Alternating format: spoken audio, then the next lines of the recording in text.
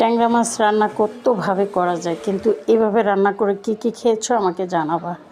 অসাধারণ, জাস্ট অসাধারণ হয় এই খাবারটা। আসসালামু আলাইকুম, হ্যালো এভরিওয়ান। তো আমি এভাবে ট্যাংরা মাছটা হালকা করে ভাজা করে নিচ্ছি। তো ভাজা করার পরে এখানে দেখো মুরগি মাংস রান্না করতেছি আলু দিয়ে ঝোল। তো ট্যাংরা মাছটা ভাজা করে আমি টমেটো একটু চিকন চিকন করে অনেকগুলো কেটে নিচ্ছি।